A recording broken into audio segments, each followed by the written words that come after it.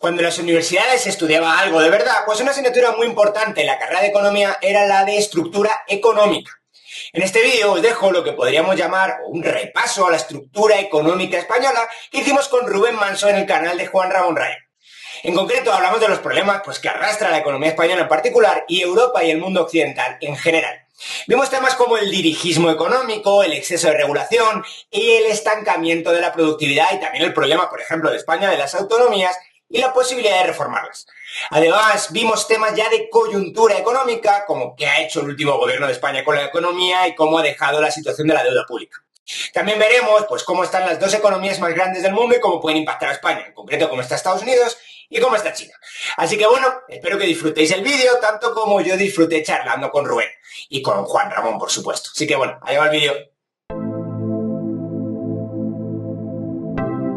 Quiero conocer vuestro punto de vista sobre esto. Primero, ¿cuál es la situación de la economía española? Y segundo, y en función de lo que respondáis, si la apariencia de la situación económica de España oculta algo que a lo mejor los ciudadanos sí están percibiendo y sí lo están convirtiendo en argumento de voto. No sé, Rubén, por ejemplo, ya que te estrenas. Pues sí, yo creo que lo coyuntural es como dices tú, ¿no? Bueno, eso es indiscutible. Es decir, la inflación pues se está conteniendo, incluso la subyacente se está conteniendo, los datos de crecimiento son buenos en comparación. Claro, el presidente hace un cociente entre dos tasas de variación y claro, le sale 4 veces más. Sabemos que oculta que nosotros venimos de una debacle, porque efectivamente nosotros hasta el primer trimestre de este año no hemos recuperado el Producto Interior Bruto del año 2019, es decir, es que venimos de muy atrás, ¿no? Y bueno, pues el desempleo más o menos lo ha conseguido enmascarar con creación de empleo público y probablemente reparto del trabajo, como demuestra que la productividad ha decrecido. Y aunque tengamos mucha más gente trabajando, lo que tenemos es mucha más gente trabajando menos horas y el número de horas todavía no las hemos recuperado.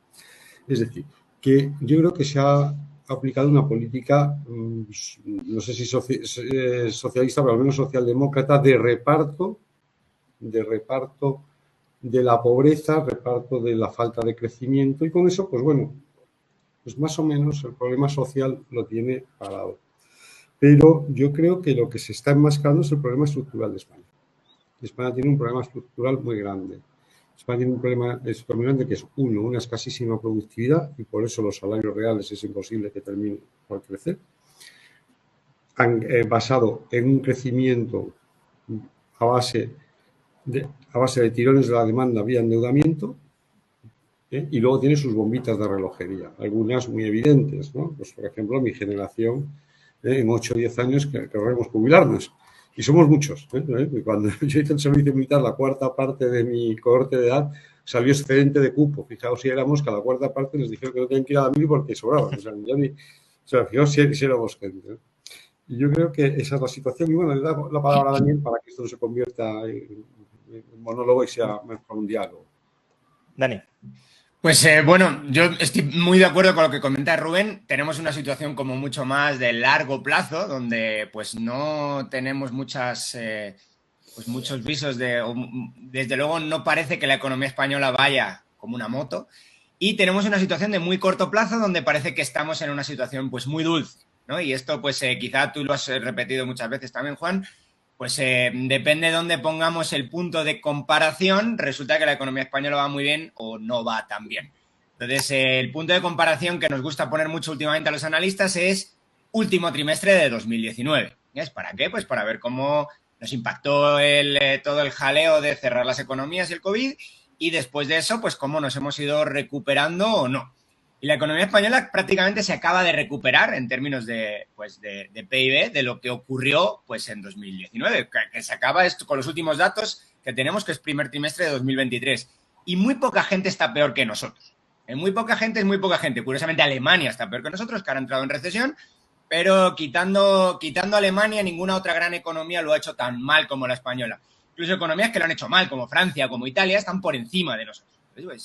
Y no nos estamos yendo muy atrás, nos estamos yendo a 2019. Si te da por irte un poco más atrás, 2007, 2008, pues la situación es dramática. Y si empiezas a mirar temas como la productividad, es todavía mucho más dramática. Está completamente estancada desde hace básicamente 30 y tantos años. Entonces, productividad total de los factores. Entonces, ¿qué tenemos? Pues sí, bueno, tenemos una situación donde si vemos el cortísimo plazo, último año, últimos año y medio o 2 años, no estamos tan mal, pero si vemos una situación donde podemos estirar simplemente al inicio de este gobierno, estamos mucho peor. Y si ya metemos cosas como que ha dependido del propio gobierno, como por ejemplo el de endeudamiento, la situación sí es dramática, o el gasto público, la situación sí es dramática. O sea, la situación es, estamos en un gasto público de un 47% sobre el PIB, cuando este gobierno lo coge el testigo, no tengo el dato exacto, pero poco más del 40%, 40 y pocos, 41, 42, ahora puedo mirar el dato exacto. No está bien la situación y no se han tomado buenas medidas de política económica. Luego, si vemos facturación de empresas, y ya con esto me callo para meternos luego en otros detalles, pero si vemos facturación de empresas y las deflactamos, está prácticamente plano. Esto pasa también en otras partes del mundo, no solo pasa en España, pero quizá lo que nos está enmascarando es que esta bomba inflacionaria que hemos tenido ha inflado las cuentas de las empresas, parece que están mejor, pero tenemos un engaño monetario y cuando deflactamos eso lo que tenemos es prácticamente una situación donde está plana, no caído en picado como podría ocurrir en una recesión o como si ocurrió en 2020, pero desde luego no estamos en una situación muy boyante. Rubén, tú que has estado 4 años controlando, fiscalizando la política económica de este gobierno, ¿puedes contarnos, explayarte un poco más en esto que mencionaba Dani de el incremento muy notable que se ha vivido del gasto público durante los últimos 4 años y que ha ido de la mano de subidas de impuestos, pero sobre todo de emisión de deuda? Lo digo porque, claro, dejando de lado la opinión que nos merezca la respuesta político-sanitaria que se dio a la pandemia, lo cierto es que con la respuesta que se dio podía tener sentido que en 2020, incluso en 2021, hubiese un incremento muy importante del gasto público en materia sanitaria, en materia de transferencias. Pero el drama, desde mi punto de vista, de la economía española es que una vez ha pasado la pandemia y, por tanto, ese aumento extraordinario del gasto tenía que descender, tenía que retirarse, se ha consolidado y se ha transformado en otras cosas, con lo cual hemos aumentado de manera estructural el gasto público con la excusa de la pandemia. Entonces, ¿qué ha pasado? ¿En qué ha aumentado el gasto público de manera estructural una vez todo el gasto coyuntural de la pandemia ha desaparecido? ¿Y cómo se ha financiado todo esto? Porque sí, hemos emitido deuda, pero también hemos subido impuestos. Bueno, hemos emitido, creo recordar, al cierre del 22, 297.000 millones. Ese dato sí es exacto, 297 millones. Y si lo miramos a fecha actual, o el dato más cercano que tengamos, que será de Maesí, te puedes ir a otros 50.000 millones más. Hemos metido 350.000 millones a la deuda. Es verdad, el gobierno presume de que le va bajando el ratio deuda-PIB por culpa de la inflación. Claro, la inflación ha sido muy alta y ha conseguido bajar desde el 120 hasta el 113.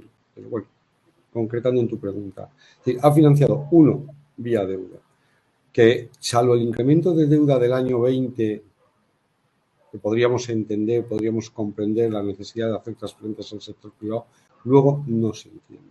Claro. La otra fuente de financiación ha sido básicamente el efecto que ha tenido la inflación sobre la recaudación tributaria, por 2 vías, ¿no? Por ejemplo, el IVA. Claro, el IVA gira sobre precios y los precios suben, pues el IVA es más alto, ¿no? El impuesto sobre la renta, ya lo conocemos todos, la discusión que hay sobre cómo nos han desplazado a los contribuyentes a marginales más altos, con lo cual nuestra renta disponible en términos reales ha caído. Nuestra renta disponible en términos reales ha caído porque, claro, nos hemos desplazado a tramos más altos. Básicamente es cómo ha financiado esto. La inflación le ha permitido aumentar su recaudación, además se ha endeudado de manera bárbara, pero lo terrible es lo que Juan Ramón apunta, se ha ido consolidando el gasto. Es decir, no se ha hecho un ejercicio extraordinario en el 20, no. Estamos en un ejercicio extraordinario uno detrás de otro, ¿no? Uno detrás de otro. Este año, veis que me muevo mucho por la mesa, pues lo voy a explicar, porque tengo por aquí, me impresiona tanto que Rayo me haya invitado, que tengo aquí el boletín estadístico del Banco de España, tiene un proyecto de presupuesto. Aquí. Hay que venir informado, sí. Exacto, tengo aquí, voy abriendo mis páginas, ¿no? Pero tengo aquí los presupuestos, ¿no? Los estaba consultando antes. O sea, es que este año son 67.000 millones de déficit. O sea, es que es una barbaridad. De los cuales la mitad ya es la partida de intereses. La partida de intereses que, gracias a que la Dirección General del Tesoro ha estructurado muy bien la deuda, la subida de tipos no va impactando de manera inmediata, ¿no? Pero se va a ir notando, ¿no? Claro. Entonces, yo creo que los gobiernos, pero este gobierno último de manera exagerada en España, nadie acomete el problema estructural que garantizaría un crecimiento sano y continuo de los españoles, sino que estamos en una, yo lo escribí hace 20 años en prensa, una argentinización, una auténtica argentinización. No Venezuela, ya sabemos, todas esas cosas que dicen. No, esto es una argentinización. Esto es un país que lleva 40 años perdiendo posiciones. Y va perdiendo, ¿no? Y los políticos, pues básicamente a lo que nos hemos dedicado, yo estos 4 años, aunque estaba en la oposición y lo criticaba, ha sido a aguantar la situación de corto plazo a costa de transmitir los costes a largo plazo. Y eso lo que te va restando es por lo que ha contado Daniel. España es un país donde la productividad no crece, por lo tanto los salarios reales es imposible que crezcan. Si no aumenta la productividad, es imposible que crezcan los salarios reales, y donde se va notando muy lentamente, pero de manera continua y constante, el empobrecimiento. Entonces, claro, en esta legislatura nos hemos empobrecido. Y en la anterior, y en la anterior, y en la anterior. ¿En esta un poco más? Pues sí. ¿Por la impericia? ¿Por qué este gobierno ha sido especialmente imperito? Pues sí. ¿Por culpa del COVID? También, ¿no? El gobierno pues lo disimula un poco con el COVID, todos lo entendemos. Mira, del COVID no tiene usted la culpa, y ni de la guerra de Ucrania. Hay otra parte que es su impericia, ya consiguen disimularlo uno con lo otro, y en su impericia es como los gobiernos anteriores, del PP y del PSOE. Es decir, por no tener problemas de opinión pública, por no afrontar, por no hacer una pedagogía a la calle, al público en general, una pedagogía económica de cuáles son las bases del crecimiento, tapar bocas con subvenciones, ayudas, reconocimiento de derechos económicos, siempre a costa del que viene, ¿no? Y claro, los que ya empezamos a tener una edad, pues este empobrecimiento continuo, constante, lento, miras así para atrás y dices, hombre, esto ya, ¿no? Porque oye, cuando yo tenía 30 años, un chico que acababa y tal, ¿qué ganaba? Y no yo, y mi amigo, y aquel, te vas dando cuenta de que nos vamos empobreciendo, ¿no? Y luego ya sí, de vez en cuando te haces, ¿cómo se dice esto? Comparaciones internacionales y dices, bueno, es que este país se está quedando muy atrás. Por eso le digo que esto es una argentinización. Y entonces, pues, hemos caído pues, no sé, creo que era la renta per cápita española, debía ser la 15ª o la 16ª, el PIB estaba el 9º, pero la renta per cápita debía estar la 15ª o la 16ª, y ahora debemos estar en el 32 o el 33, quiero recordar, ¿no? Bueno, pues ahí estamos. Sí, yo también hace ya más de, bueno, no, hace 10 años, en uno de mis libros, Una alternativa liberal para salir de la crisis, también planteé esta misma idea. Digo, este es un momento histórico, 2012-2013, en el que hay que hacer reformas en serio y en profundidad. Y hay dos caminos. O Argentina, si hacemos las malas reformas, o no hacemos reformas, o Suiza, si hiciéramos las muy buenas reformas. Y obviamente nuestros políticos parecen haber apostado por Argentina. Ahora iremos a la parte de la estructura, que veo que os preocupa especialmente y con razón, pero por no abandonar la coyuntura del todo, os comentaba antes que estas pueden ser las primeras elecciones de la democracia, bueno, quitando quizá la UCD, si la metemos en la derecha, que gane la derecha sin que sea por deméritos económicos de la izquierda o que haya coincidido con una mala coyuntura económica que se atribuye políticamente a la izquierda. Pero también es cierto que, como decía Rubén, la población está percibiendo o ha percibido un empobrecimiento en sus carnes. Entonces, yo una explicación que he intentado articular, no solo yo, más gente, pero me gustaría saber vuestra opinión al respecto, es que en parte la buena coyuntura macroeconómica, si lo queremos, por ejemplo el buen ritmo de las exportaciones y la creación de empleo o el mantenimiento del empleo, se explica en gran medida por el empobrecimiento que han experimentado los trabajadores a través de la inflación. Es decir, la inflación ha rebajado los salarios reales porque los precios, o los salarios han aumentado menos que los precios, ¿no? Con lo cual, claro, eso ha permitido mantener la competitividad de nuestras empresas, que ha mejorado en términos internacionales, porque en otras economías, y no sé si Dani, por ejemplo, tendrá datos de cuánto han variado los salarios reales en Estados Unidos. España es el país donde más han caído los salarios reales en los últimos 4 años. Pues claro, esa caída de los salarios reales permite que los precios no tengan que subir tanto, de ahí en parte también la moderación de la inflación, para mantener la competitividad y la rentabilidad de las empresas. Y entonces mantienes rentabilidad, mantienes competitividad, buen ritmo de las exportaciones, pero sobre la austeridad forzada por la inflación de las familias españolas. Y eso, claro, también puede ser un motivo por el cual, aunque la coyuntura económica parezca buena, se vote por temas económicos en contra del gobierno actual. Yo he notado que en los últimos años me he empobrecido porque mi poder adquisitivo ha caído. Y eso, vale, sí, explica que la economía vaya bien, pero el elector no tiene por qué ligarlo tanto, simplemente nota que le va peor. No sé. Ok, bueno, sí, el Banco de España tiene pues una encuesta que hace, ¿no?, sobre la situación financiera de los hogares y de las empresas. Y cuando le pregunta a los hogares, una de las preguntas que les hace es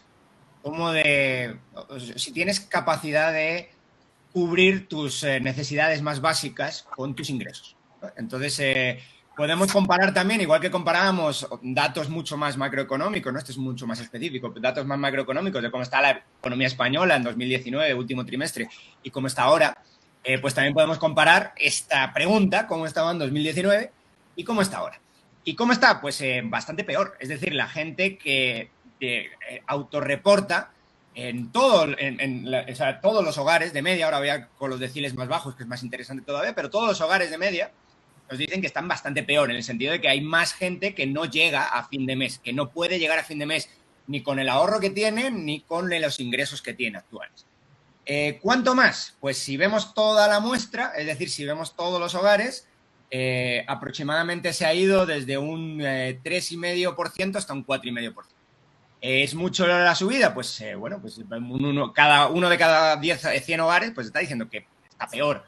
Pero ahora, en los deciles más bajos, el crecimiento ha sido bastante más alto. El crecimiento está ahora, el momento en 2020, antes de 2020, era el 15% y ahora estamos en el 18%. Es decir, esos se han empobrecido mucho más que el resto de hogares, y tiene sentido que ese voto, que a lo mejor era un voto, esto ya no lo sé porque yo no soy analista político ni me interesa, pero a lo mejor era un voto que estaba más centrado en la izquierda, diga, esto no funciona. Y no nos funciona además a nosotros, que es un poco la intuición que tú estabas comentando, Juan, ¿no? La economía va, la macroeconomía va, ¿no? Que eso se oye mucho en redes sociales. La macroeconomía va, pero la economía de mi casa no va, ¿no? Entonces, quizá eso lo que estás viendo es que ese impacto de precios, de incremento de precios, que ha sido muy fuerte en temas energéticos, evidentemente, pero también en temas de ¿cómo se llama esto? De alimentos. Sabemos que los alimentos es un porcentaje mucho más grande el gasto de los hogares más pobres es mucho más alto proporcionalmente en alimentos que los hogares más ricos. Por lo tanto, si la inflación pega especialmente ahí, pues te hace mucho más daño a los hogares más pobres, y quizá esto pues da respuesta a la pregunta que tú estabas diciendo. Oye, ¿la economía va bien? Pues no tan bien, y especialmente no tan bien a los más pobres. Rubén, sí, sobre el tema de la inflación, ¿no? Yo me acuerdo, y disculpadme que me autocite, que creo que fue en noviembre, en el otoño del 21, que vino la ministra Calviño a la Comisión de Economía. Yo le alerté yo no sé si ustedes pretenden arreglar todo esto con la inflación. O sea, yo le advertí, le dije, no sé si ustedes pretenden arreglar con esto. Y hablaba eso de la deuda y de los salarios y de las cosas que hemos hablado aquí, básicamente, ¿no? Y yo creo que efectivamente han metido una devaluación competitiva a España, ¿vale? Vía inflación, porque como los salarios no se han acompasado, se ha conseguido a los sindicatos mantenerlos, es decir, hacerles comprender lo que se llamaba el gobernador en una ocasión, ha habido un pacto implícito en política de rentas, ¿no? Hay una política de rentas, pero ha sido un pacto implícito. Pero bueno, se ha aceptado, oye, los beneficios empresariales se han comido un poco, eso es positivo para una sociedad, o sea, demuestra un cierto grado de madurez.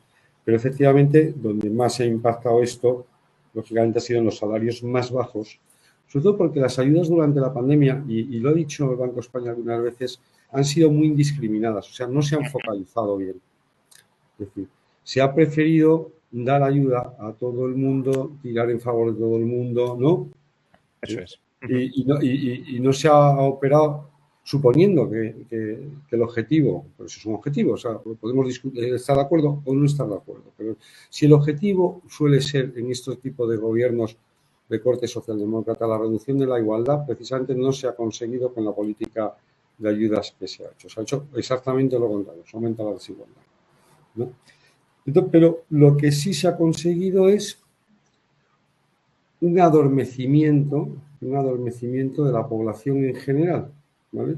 Es decir, que la población acepte el empobrecimiento porque parte es explicable por causas exógenas a la actuación del gobierno, el COVID, la guerra de Ucrania, ¿no?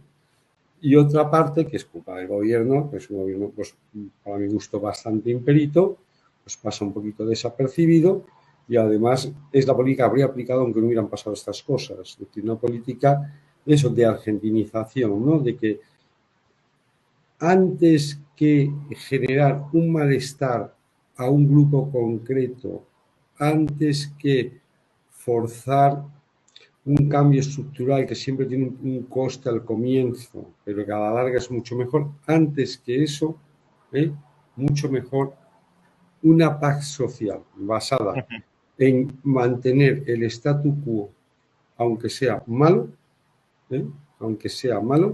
para poder pasar la legislatura.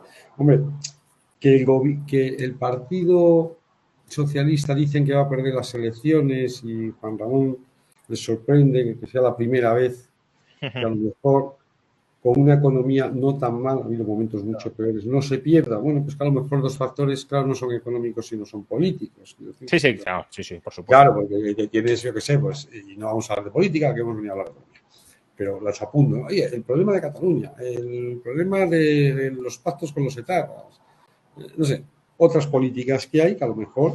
Sí, el asalto a las instituciones, sí, por supuesto puede... Claro, pueden haber generado un malestar, ¿no? Está claro, no, pero sí, una explicación es esa, que no... las elecciones no se deciden, no se dirimen en el terreno económico. O solo en el terreno económico. Sino en otros campos, pero también puede haber una explicación económica que refuerce, ¿no? ese voto.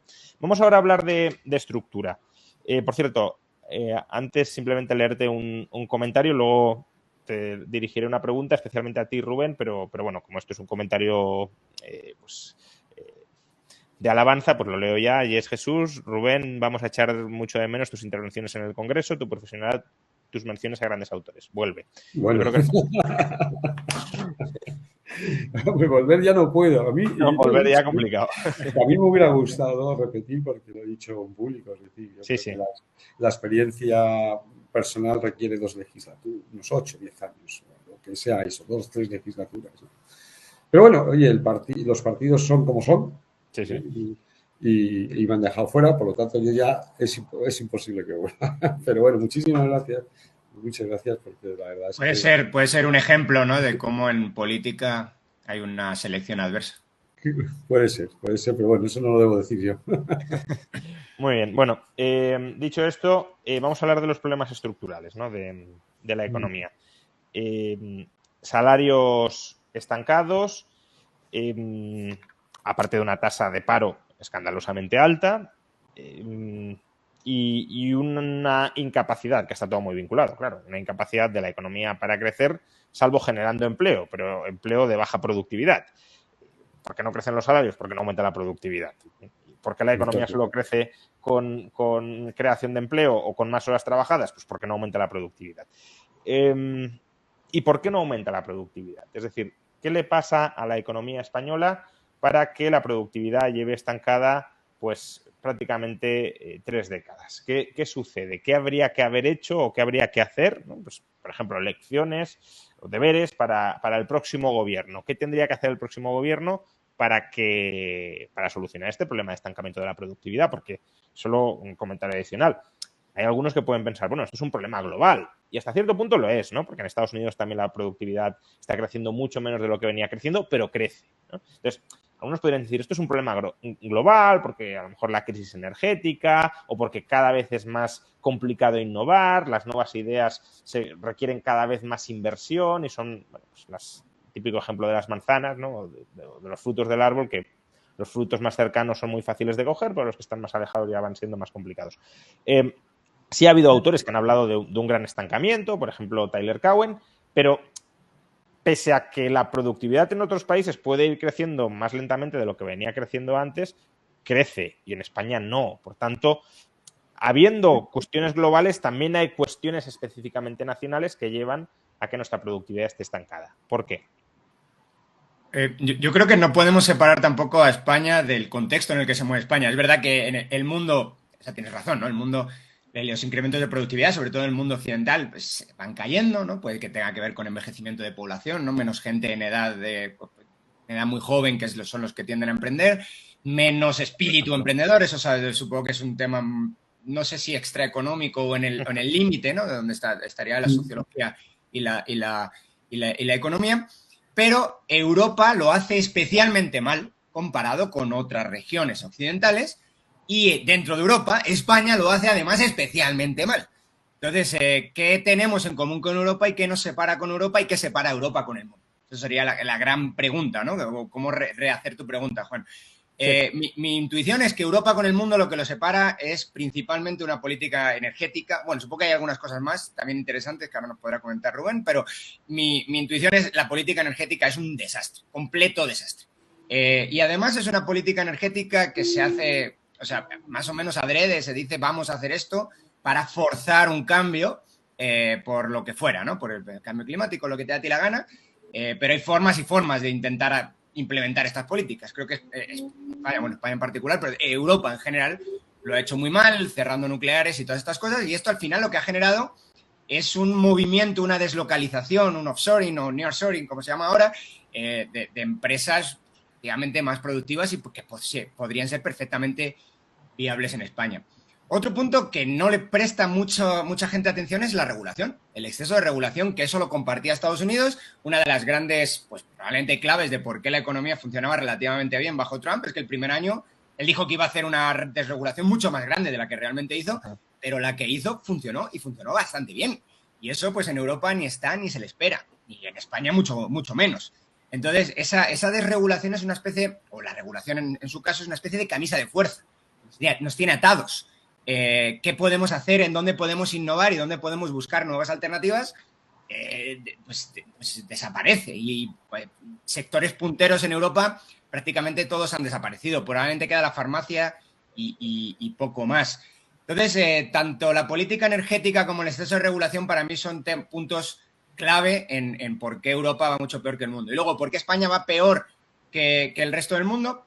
Que el resto de Europa, en términos de productividad, ya hemos contado, en términos de estructura, ¿no? Que es lo que estamos contando ahora, no en términos de coyuntura, creo pues, que tiene que ver con unas políticas también del gobierno, una política fiscal del gobierno también completamente desnortada, donde nos hemos convertido de ser el país fiscalmente probablemente de los más responsables, o en el top 3 al menos de los más responsables de Europa, al top 3 de los, top 1 muchos años, más irresponsables de Europa, es decir, tenemos un desequilibrio macro causado por el propio Estado, causado por el propio gobierno, donde año tras año, consecuentemente, está generando un déficit público pues muy por encima del resto de países de la eurozona, y con una acumulación de deuda que empieza a ser, desde mi punto de vista, aunque ha mejorado el último año desde un 120 o 118% del PIB a 113%, por temas que no tienen nada que ver con la política del gobierno.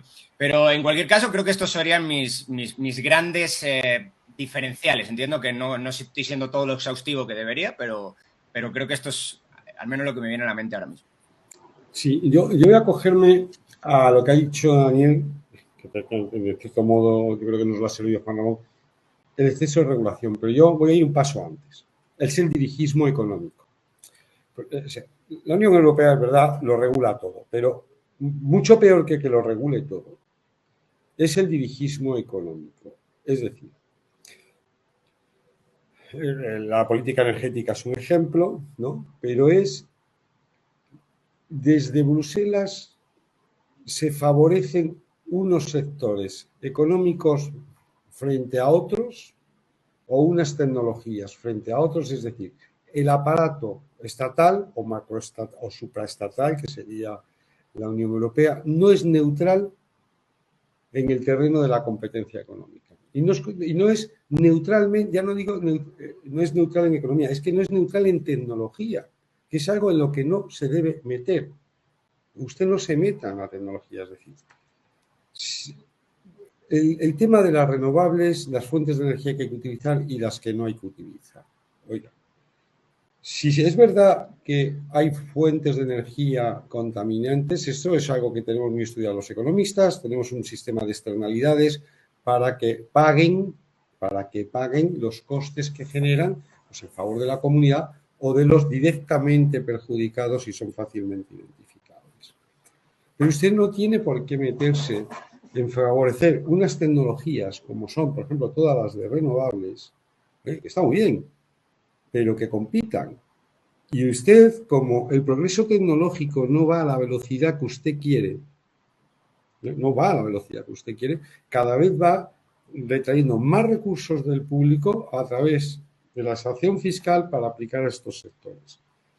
Con lo cual lo que está haciendo es que está convirtiendo esos sectores que pretende impulsar en sectores tecnológicamente vagos de molicie, de que no se esfuerzan. O sea, ¿hay algo que haya mejorado más que el motor de explosión?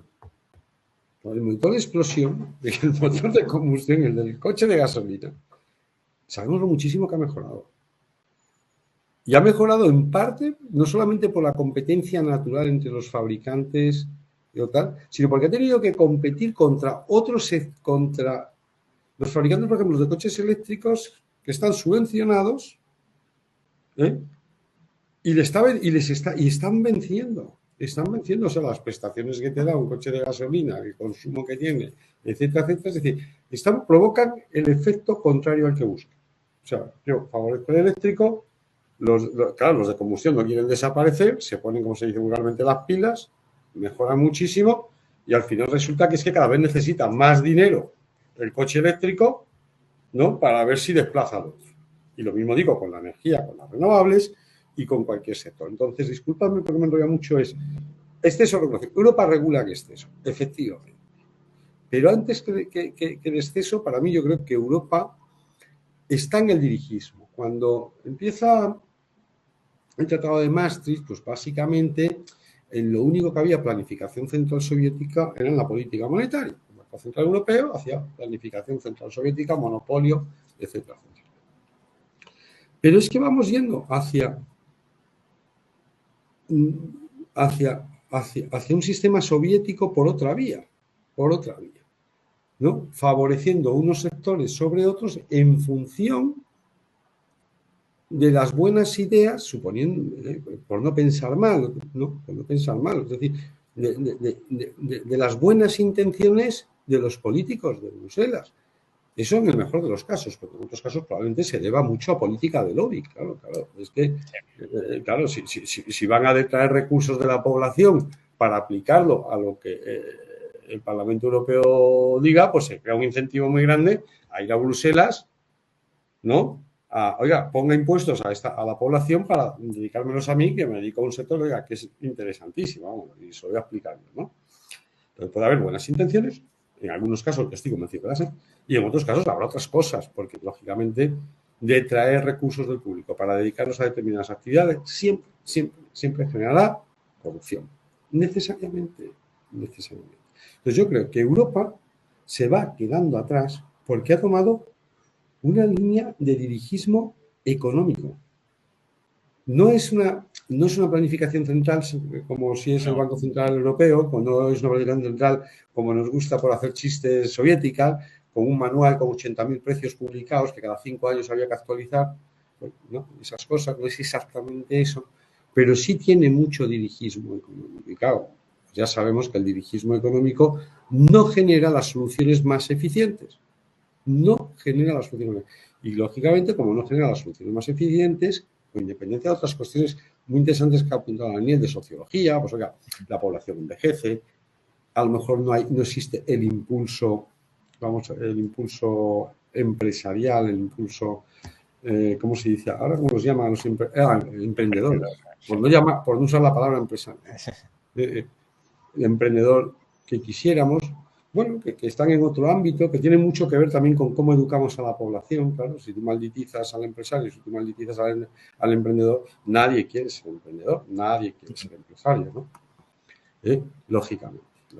Pero al margen de esas cuestiones que son sociología política, en lo nuestro, en lo que estamos nosotros que queremos estar aquí muy economistas, el dirigismo económico. Yo creo que lo que está matando a la Unión Europea desde ese punto, desde este momento, es el dirigismo que luego a su vez genera exceso de regulación y una exacción fiscal innecesaria. ¿Y hay algún partido o algunos partidos que de cara a las próximas elecciones aspiren a poner fin a ese dirigismo económico? En España, claro, estáis hablando de que el dirigismo económico es un problema compartido en Europa, pero al menos en España y dentro de los ámbitos de autonomía que todavía nos deja Europa, ¿hay algún partido político cuyo programa apueste decididamente por poner fin a ese dirigismo económico? Yo creo que no. En general, casi cada uno tiene un dirigismo económico basado, ¿no? Basado en un criterio distinto, ¿no? Pues, por ejemplo, probablemente el programa económico de Vox, pues podríamos decir que es un poco identitario, ¿no? Es un poco identitario ahora, ¿no? Y entonces tiene claramente un dirigismo económico basado en la protección del mercado. ¿Qué cosas que se podrían entender? Oiga, habrá que exigirle a las importaciones, por ejemplo, yo eso lo veo muy claro en agricultura, lo mismo que exigimos a los agricultores. Yo siempre he dicho que esto lo que hay que hacer es la vuelta.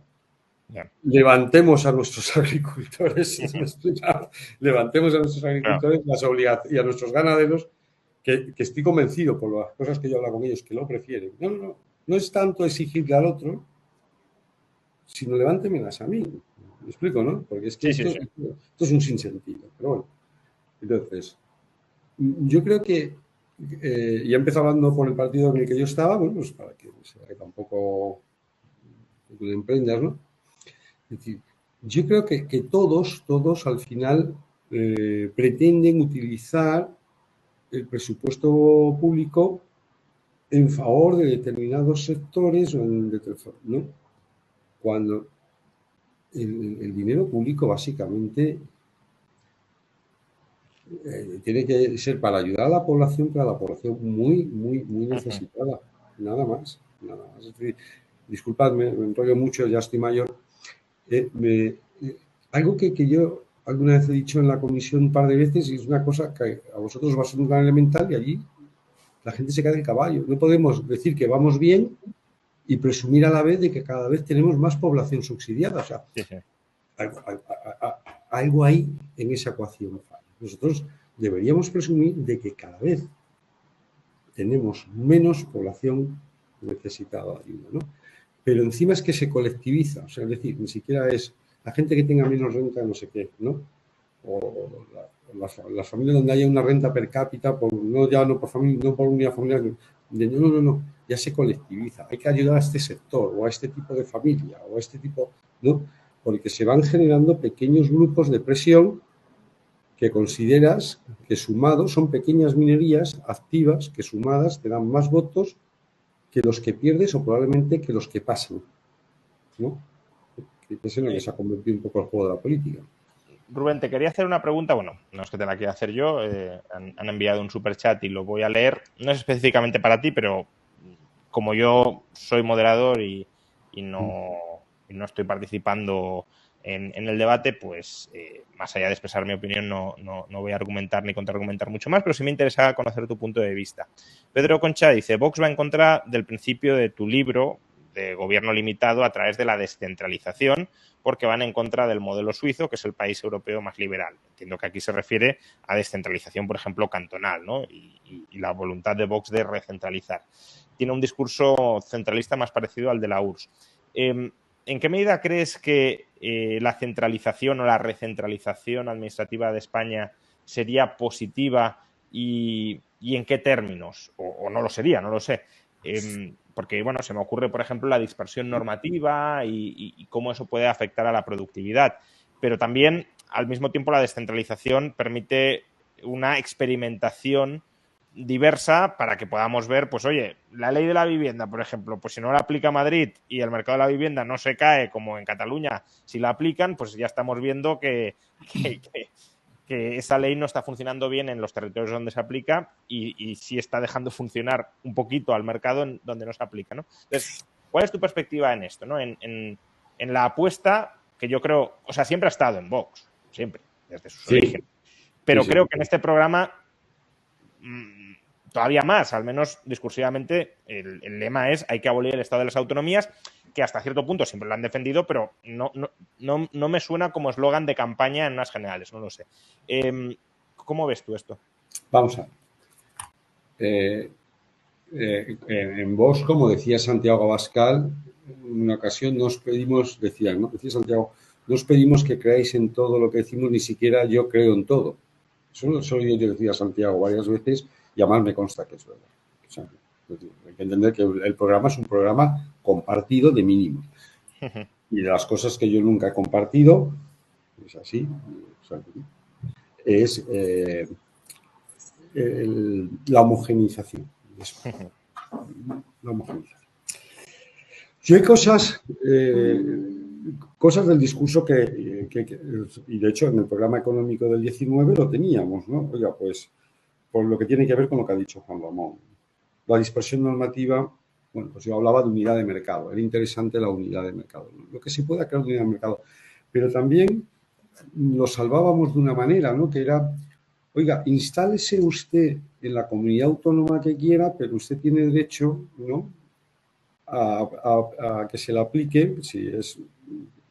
es decir, si usted, me voy a explicar mejor, discúlpame, usted es un empresario madrileño, pero se va a ejercer en La Rioja, pues tiene derecho a acogerse a la normativa o de La Rioja, porque es donde está ejerciendo la actividad, o de Madrid, porque es de donde usted procede.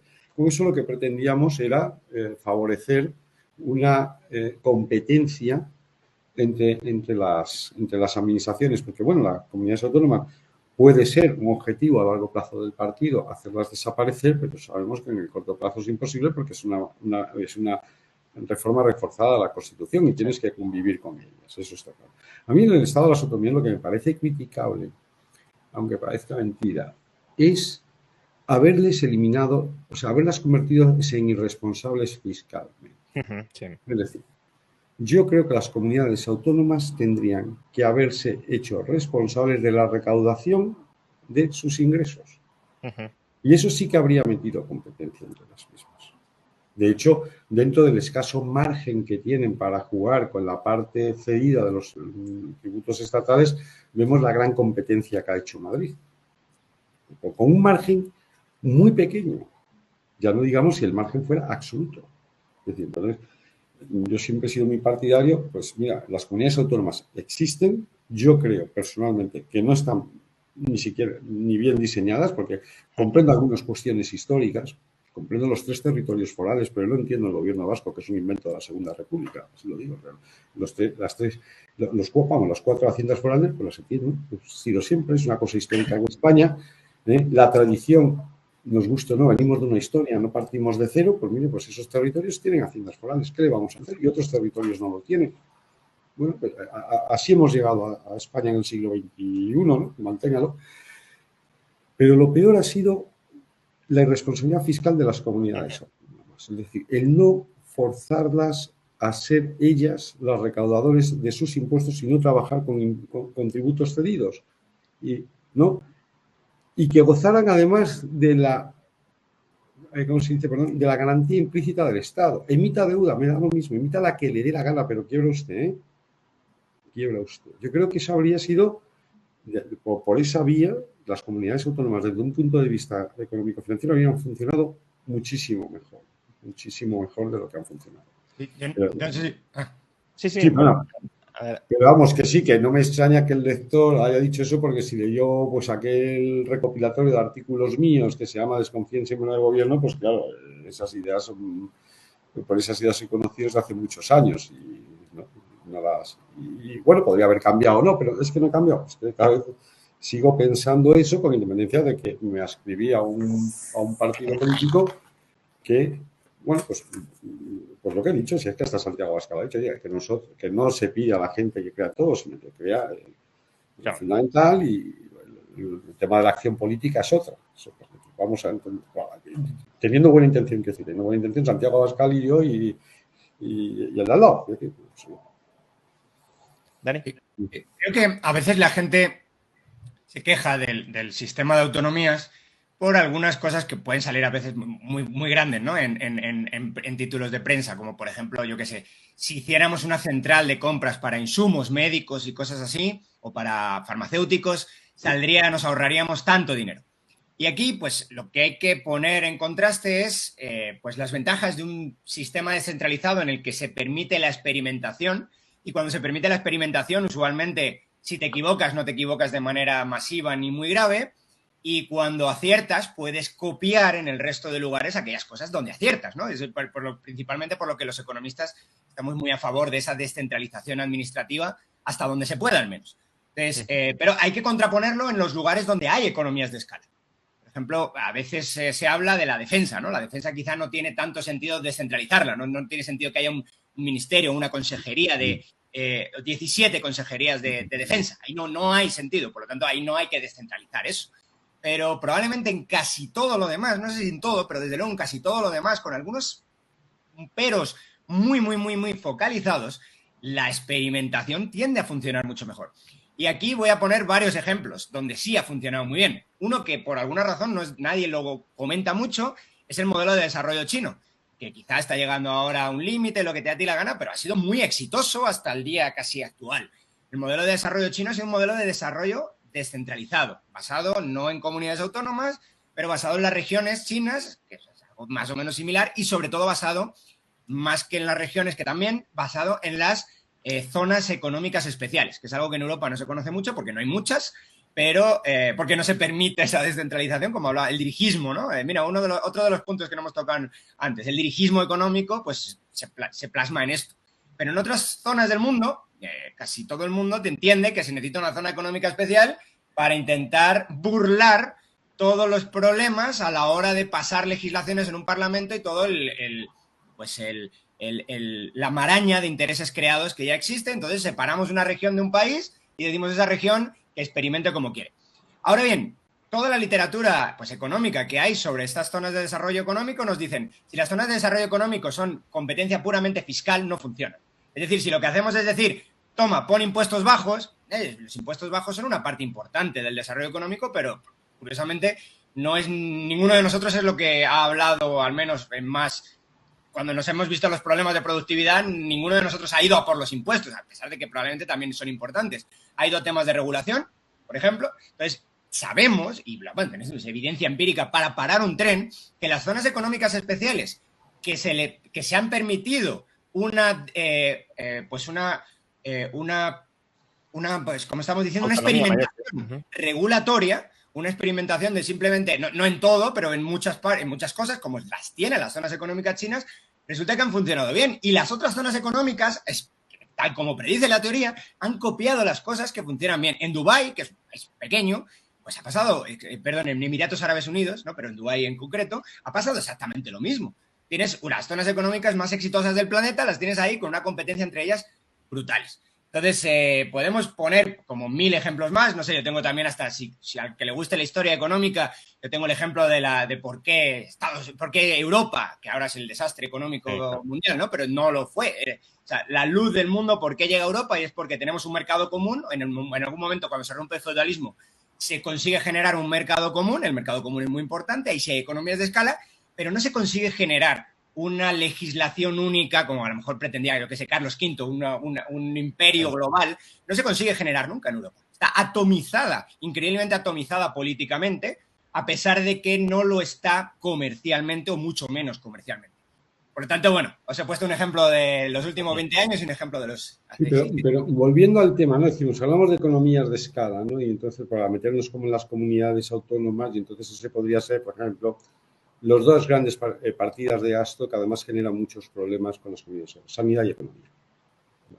Hombre, yo sanidad, yo sí entiendo una crítica del usuario corriente. Me pasa a mí ahora que después de las elecciones me quiero bajar a la playa, ¿no? Y cambio de comunidad autónoma y tengo unos problemas para llevar a los niños al médico en el servicio público de salud impresionante.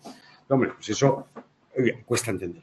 Eso al ciudadano le cuesta entender. Oiga, que yo en Madrid, soy residente en Madrid, cuando bajo a Andalucía a disfrutar de mis vacaciones y largas temporadas, además del año, pues tenga problemas para acceder al servicio público de salud. Claro.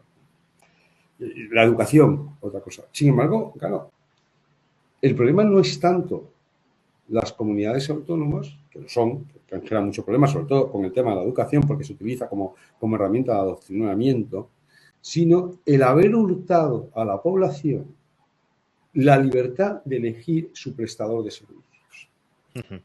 Porque, claro, aquí no se dice la verdad. Dice, oye, ¿usted está contra la Constitución? No, yo estoy a favor de la Constitución. Oiga, ¿no? La Constitución dice que el Estado es el garante de la sanidad y la educación, pero en ningún sitio dice que es el provisor. No lo dice. No dice que tenga que ser el provisor, dice que tiene que ser el garante. Por lo tanto, el garante pues habría funcionado, y estoy convencido, mucho mejor con que el Estado o las comunidades autónomas hubieran sido el provisor de manera subsidiaria. Es decir, porque hay zonas donde la iniciativa privada, pues por ejemplo, en familias de origen burgalés, zonas muy despobladas, pues allí indudablemente es imposible la provisión pública de la educación y la sanidad. Es totalmente imposible. Allí la provisión tiene que ser, imposible la provisión privada, tiene que ser provisión pública. Pero hay zonas enteras de España donde la provisión podría ser perfectamente privada, y el Estado o la comunidad autónoma correspondiente actuar como garante, es decir, aquellas partes de la población que no puedan darse esos servicios mínimos que una sociedad rica parece que exige para todo el mundo, cubrirlos. Y esto nos habría eliminado muchísimos problemas. Por ejemplo, uno, el de que cuando yo cambio de comunidad autónoma atiendan a mis hijos. Por ejemplo, ¿no? Y ya no digo los problemas de educación. En las zonas donde se hablan varias lenguas o más de una lengua y de repente alguien tiene la feliz idea de favorecer una en contra de la otra en vez de dar libertad educativa y vea, pues lleve usted al niño a donde ¿me explico, no? Sí, sí, sí. Elija usted la educación, es decir, el problema de las comunidades autónomas es que multiplican por 17, o casi te diría, elevan a 17 los problemas que ya genera no aplicar el principio de subsidiariedad en la provisión de determinados bienes y servicios como la sanidad y la educación, que una sociedad avanzada considera que el Estado debe garantizar. Pero es que debe garantizar, es que no debe proveer, y la provisión debe ser subsidiaria. Nada más. Vamos a cambiar ligeramente de asunto, porque me consta que Dani también quería hablar de esto. La marcha. No hace falta que hablemos de algo que yo quiera, o sea, si está. No, pero me parece interesante una tertulia de macroeconomía que además está vinculado con cuál es la situación económica de España, ¿no? Porque hemos dicho que coyunturalmente la situación de España es dulce, o desde luego no es muy amarga ahora mismo, pero claro, esa situación coyuntural de España también depende de una situación coyuntural global. Y, por tanto, si la coyuntura española está influida por la coyuntura global, y hemos dicho además que hay determinados problemas estructurales que se pueden desatar según cómo gire la coyuntura, estoy pensando, por ejemplo, en el problema de la deuda pública. Si la coyuntura empeora mucho con esta deuda pública que cargamos, las cosas se podrían llegar a poner bastante feas. Pero claro, para que cambie la coyuntura el cambio de coyuntura no va a venir desde dentro de España, aparentemente, va a venir si viene de fuera. Entonces, ¿cómo está la situación ahora mismo fuera de España? Y estoy pensando en dos grandes bloques económicos que además a Dani le gusta mucho estudiar, que son Estados Unidos y China. ¿Cuál es ahora mismo la situación de Estados Unidos y cuál es ahora mismo la situación económica de China? Ok, bueno, pues ya que me das el gusto de hablar de lo que yo quiero, Estados Unidos yo lo veo, probablemente otra vez estamos hablando solamente de coyuntura ahora, porque estructuralmente lo veo mucho mejor que Europa, por todo lo que ya hemos comentado antes, pero Estados Unidos creo que está en una situación también donde todo el mundo está bastante contento, ¿no? Una situación relativamente similar a la española, en el que todo el mundo está diciendo, mira, la inflación se nos ha ido al suelo ya, la tenemos casi controlada. El casi controlada, vamos a ver qué hace el Banco Central, ¿no? Que además me parece que se reúne la semana que viene, o en el 20 y algo, ¿no? Se reúne. A ver qué hacen, se espera una subida de tipos y que no vuelvan a subir. Entonces están más o menos contentos porque dicen, mira, el desempleo no se ha ido a la nubes. No tenemos un grave problema en ningún mercado, aunque pueden que estén todavía un poquito escondidos, ¿no? Como estaba el escondido el de marzo de 2023, cuando sí, quebraron unos cuantos bancos. Pero bueno, en cualquier caso, todo el mundo está ahora bastante contento. El Standard & Poor's está en máximos casi, no sé si históricos, pero vamos, está en máximos del año, desde luego. O sea, está todo el mundo bastante contento. Está todo el mundo diciendo que bien, hemos tirado para abajo la inflación y aquí no hemos roto los platos. Ahora bien, ¿dónde creo yo que sí estamos rompiendo platos y no nos estamos, por alguna razón, nunca nos fijamos demasiado? Y es en la tendencia que está siguiendo ahora mismo la inflación y los beneficios empresariales. Todavía es muy pronto para hablar de beneficios empresariales porque estamos en plena temporada de resultados ahora mismo y todavía muy pocas empresas han presentado resultados. Pero ya sí podemos tomar alguna tendencia general que se veía en los anteriores trimestres también se ve ahora. Como que, por ejemplo, los beneficios siguen cayendo. Es decir, no solamente están ya negativos, sino que ahondan el terreno negativo de empresas norteamericanas, evidentemente, las del Standard & Poor's 500. ¿Dónde están sufriendo más las empresas? Están sufriendo en todos lados, pero están sufriendo mucho más las empresas que están fuera de Estados Unidos. Lo cual también nos da una pequeña pista de dónde hace más frío. Si hace más frío dentro de Estados Unidos o hace más frío fuera de Estados Unidos. A mí esto nos da la pista de que hace más frío, económicamente hablando, fuera de Estados Unidos. Más cosas interesantes que está pasando. Hasta hace poco estaban cayendo los beneficios sin caer o sin estar todavía en negativo la facturación. Ahora ya está en negativa la facturación. Es decir, tenemos una situación donde caen ya en términos absolutos lo que ingresan las empresas, ¿no? Y además los beneficios que tienen esas empresas. Entonces, ¿por qué creo que está ocurriendo esto? Bueno, pues precisamente porque se está controlando la inflación. Es decir, los precios de venta ya no se están disparando como se estaban disparando antes. Y por último, un último punto que también es súper interesante, los márgenes empresariales en Estados Unidos, los márgenes empresariales se estaban estrechando. Cada trimestre se estaba estrechando. Este es el primer trimestre donde se ensancha. Y ahora la pregunta es ¿por qué ocurre esto? Es decir, ¿por qué tenemos una situación donde las empresas ganan cada vez menos dinero, pero el margen se va para arriba? Y aquí vuelvo a un tema que ya he hablado aquí varias veces en tu canal, que es el tema de los precios de producción como proxy de costes de las empresas. Ya sé que no es un proxy perfecto, pero es un proxy de costes de las empresas. Evidentemente va a cambiar mucho, es una empresa industrial o servicios o lo que sea, pero es un proxy de coste de producción. Y el IPC o PCE o tu medida preferida de inflación, que es un proxy de precios de bienes finales a los que venden las empresas. Por lo tanto, son estos dos precios los que de alguna manera están intermediando a las empresas. Las empresas compran a los precios de producción y venden a los precios finales. Ya sé que estoy haciendo demasiada sobresimplificación de un sistema muy complejo, pero como proxy, al menos de andar por casa, me sirve. ¿Por qué digo esto? Porque la inflación los precios de producción vienen cayendo ya desde hace aproximadamente 6 meses en Estados Unidos, si miras mes con mes, y en términos anuales están cayendo los precios de producción un 10%, que se dice pronto. En Europa solo tenemos datos de momento hasta mayo y no tenemos todavía ningún país que haya presentado los datos de junio, pero ya están en términos interanuales cayendo y llevan cayendo 3 meses. Es decir, ya tenemos, que eso es todo el jaleo que se está montando, que estás metido tú siempre por ahí en Twitter, Juan, que es el de si la inflación viene por los márgenes empresariales que se han ido para arriba.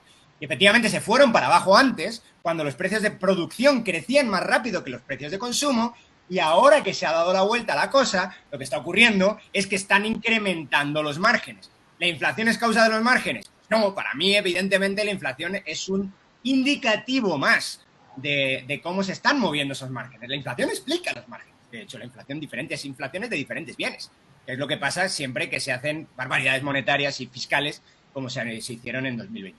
Entonces, por hacerlo ya y resumirlo, creo que en España está pasando lo mismo. Lo que no tengo en España está pasando lo mismo en Europa, seguro, pero lo que no tengo son los datos de las empresas para corroborar si la teoría, la hipótesis, tiene sentido o es cierta, que yo creo que sí lo es claramente en Estados Unidos, y los datos de beneficios de las empresas no los dan. La única pata que me queda, porque sí está pasando exactamente lo mismo en Europa, es saber si en las empresas pasa pues exactamente lo mismo.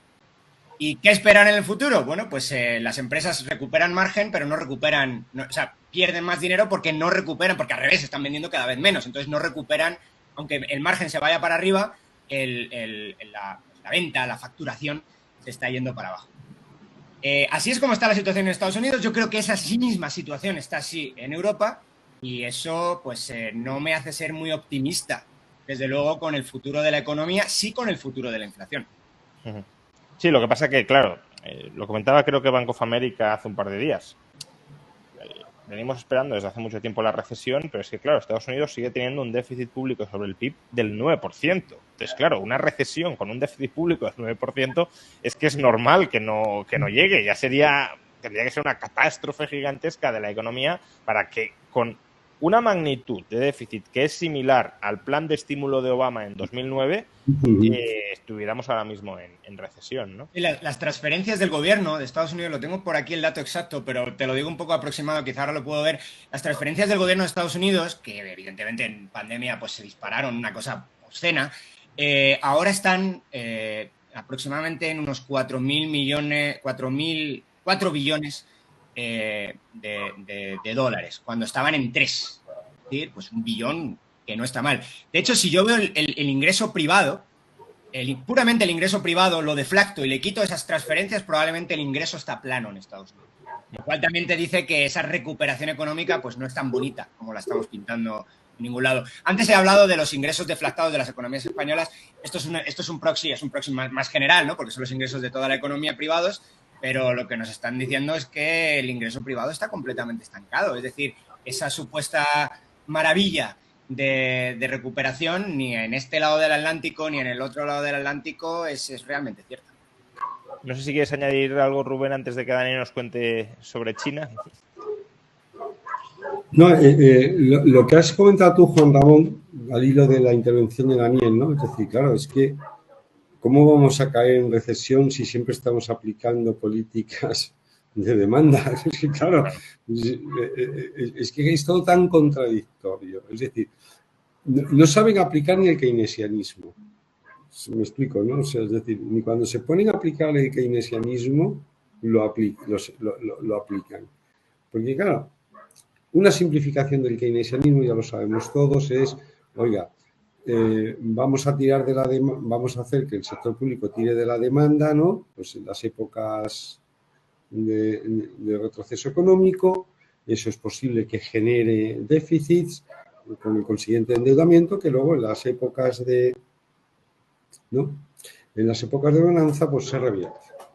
Pero es que, claro, es que como las únicas políticas que parece que manejan, ¿no?, los que se dedican a la política económica en Occidente, en Estados Unidos, en Europa, son siempre políticas de demanda donde estamos instalados en el déficit continuo, pues claro, efectivamente ni la lucha contra la inflación del Banco Central tiene los efectos que el Banco Central quiere, lo cual genera que el Banco Central tenga que ser todavía más agresivo. Dice el Banco Central, dice la Reserva Federal, entiéndase la institución del Banco Central, ¿no?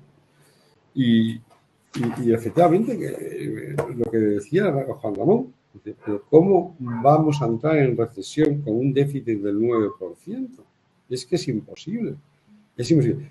Con eso no estoy diciendo, es que queremos entrar en recesión. No, lo que estoy diciendo es que la política monetaria restrictiva que se está aplicando, la fuerte subida de tipos de interés, con la consiguiente detracción de renta disponible a las familias, ya debería haber impactado en la inflación. Y no consigue impactar porque las políticas fiscales son equivocadas, son expansivas, son de tirón de demanda y no saben no dejar tirar de la demanda.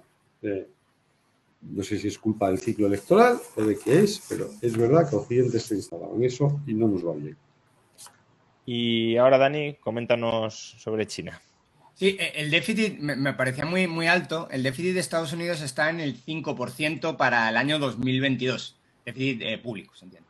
Que igualmente no quita peso, o sea, quita peso cuantitativo o no cualitativo a tu comentario. Es decir, sí es muy fuerte. No sé si en el último trimestre, no sé, pues estamos... Tendría que chequearlo. Yo vi el dato de Bank of America, pero bueno. Sí, bueno, puede ser que a lo mejor el del 2023 se haya disparado ahora, pero curiosamente la mayor parte, todo ese trimestre han estado pues, con el gasto retenido precisamente por el tope de deuda. Bueno, no sé, pero en cualquier caso no es... O sea, sí están haciendo una política fiscal expansiva, a la vez que hacen, que esto es lo interesante, ¿no? Porque a la vez que hacen una monetaria contractiva, hacen una fiscal. Claro, es lo que estaba diciendo yo, sí. Lo cual, pues a uno como alguien externo, yo entiendo que la política, tú ya has estado ahí en Rubén y ya sabes con quién te tienes que pelear y esas cosas, pero uno entiende la política y luego entiende la realidad, ¿no? Y ahora estará la realidad política donde otras cosas manden, pero oye, mínimo que hablen entre ellos, esta gente. Pero técnicamente no tiene ningún sentido, ni siquiera si eres keynesiano. Es lo que yo digo. Eso es. Bueno, de hecho, es lo que se quejan los keynesianos es de eso. Mis políticas realmente no se aplican, porque cuando hay que ahorrar, no se ahorra. No se ahorra, exactamente. Bueno, para China, ¿en qué situación está? China creo que es la única gran economía que ha dado datos de PIB en el segundo trimestre. Lo van a empezar a dar ya todas, básicamente, pero todavía no lo sabemos, solo tenemos estimaciones. Y bueno, pues a China no le ha ido mal, pero no le ha ido bien. Es decir, se ha crecido un 0, me parece que tengo por ahí el dato también, pero creo que es un 0,6% trimestre con trimestre, que anualizado pues es un 2 y pico, 2,4, que es mucho o poco. Bueno, pues para una economía desarrollada no está mal, pero para una economía como la China es bastante poco. Y además se esperaba mucho más. ¿Por qué se esperaba mucho más? Por dos causas. La primera es porque los PMIs estaban muy bien. Es decir, la economía china se había abierto, ¿no? Ya habíamos tenido aquí este debate sobre si la ola de COVID había llegado allí mucho más tarde, lo que sea. Bueno, no lo sé, pero sí habían aplicado medidas de cierre y las medidas de cierre pues ya no están. Y precisamente donde se esperaba que iban a tener mucho brillo, pues era pues ya ahora en 2023 y no están teniendo tanto brillo. Y ahora la pregunta es ¿por qué? ¿Qué está pasando allí? Entonces, el mercado inmobiliario, la verdad es que le he hecho la actualización desde la última vez que hablamos aquí, que quizá fue hace 3 meses, Juan, o 2, no sé, pero está en la misma situación que antes. ¿Qué significa la misma situación que antes? Han conseguido solventar el problema de la vivienda que había empezado pero no se acababa, pero no se inicia vivienda nueva. A ver, no se inicia, es un decir, ¿no? Pero se inicia mucha menos que antes. Sigue cayendo, a pesar de que, bueno, ya hemos aprendido todo esto pero al final todo el mundo tiene que aprender estadística para enterarse un poco del mundo. Ya hemos aprendido esto del efecto base, ¿verdad? El efecto base ya es debería venir un viento de cola para el efecto base, porque el año pasado, por estas fechas, se estaban cayendo el inicio de viviendas en un 30%, 20 y tantos %. Ahora deberían estar, yo qué sé, aunque sea plano, sigue siendo una situación muy fea. Bueno, pues sigue cayendo el inicio de nueva vivienda. Y cuando vemos la inversión en ese sector, es una inversión que se está cayendo aproximadamente un 7% con año, teniendo en cuenta que el año anterior también se estaba cayendo aproximadamente un 4 y pico, un 5%. Y ahora, vais a decirme, bueno, pero no es tanto un 7% que se caiga ahí. Bueno, no es tanto, cuidado, porque el PIB de China es aproximadamente, que es una barbaridad, es un 45% que se basa en inversión. Y ahora, de esa inversión, se dice pronto, probablemente es el país más alto del mundo, de esa inversión, ¿dónde se está invirtiendo? Y de ese 100% de inversión, un tercio es vivienda o real estate en general y un tercio es infraestructura, es decir, pues mercados o sectores que están muy cercanos uno con el otro. Y ahora, ¿dónde está la clave aquí? La clave está en que se esperaba un trasvase, ¿no? Un trasvase de inversión, no una caída de inversión, sino un trasvase de inversión desde los sectores más centrados en el real estate, que sí están cayendo la inversión, hasta, por ejemplo, infraestructura. Plan de infraestructura chino, lo hemos oído, está en la saciedad. No está ocurriendo. De momento no hay estímulo fiscal en China. Y, por otro lado, pues estaba esperando que a lo mejor eso se moviera hacia los sectores de alta tecnología, que tampoco está ocurriendo, porque parece que se puso de moda hace años el término ese de savings glut, ¿no? Exceso de ahorro. Bueno, pues parece que lo hay y parece que hay más capital disponible que ideas a ser llevadas a cabo. Es decir, ese sector, por lo que sea, por estructura económica, pues no puede seguir recibiendo más fondos, no quiere más fondos, no necesita más fondos y hay un riesgo de que si los empujas... parado, no sé si... ya. Hay un riesgo de que si los empujas pase algo, yo qué sé, como lo que estamos hablando antes del dirigismo económico que comentaba Rubén, que hagas los fondos Next Generation estos, que no valen para absolutamente nada, que ya los criticamos aquí en su día y que solamente son una forma de dar dinero a tus amigos. Pues hay un riesgo de que eso ocurra. Y claro, ¿cuál es el problema entonces? Que estás moviendo una inversión poco productiva en vivienda y además completamente sobredimensionada hacia un lugar donde la inversión no va a ser productiva, va a seguir siendo improductiva. Por lo tanto, pues desde luego hay un problema y al menos un agotamiento. Mira, estábamos hablando de temas estructurales y coyunturales, hay un agotamiento del modelo de crecimiento chino basado en una aportación al PIB brutal. De hecho, una aportación al PIB brutal de la inversión. De hecho, las últimas 3 décadas, pues lo que hemos tenido es un crecimiento de inversión más alto que el del PIB y uno del PIB más alto que el del consumo. Ahora se quiere dar la vuelta a todo esto. Queremos que el del consumo sea más alto que el del PIB y el del PIB más alto que la inversión. Y no está tan claro que se esté consiguiendo. No está tan claro que estas masas de aportaciones al PIB se estén dando la vuelta. De hecho, más bien es lo contrario. No está ocurriendo. Por lo tanto, tenemos varias opciones aquí. Que haya una caída fuerte de la inversión que no sea sustituida por otro tipo de inversión. Entonces, el PIB va a caer a corto plazo.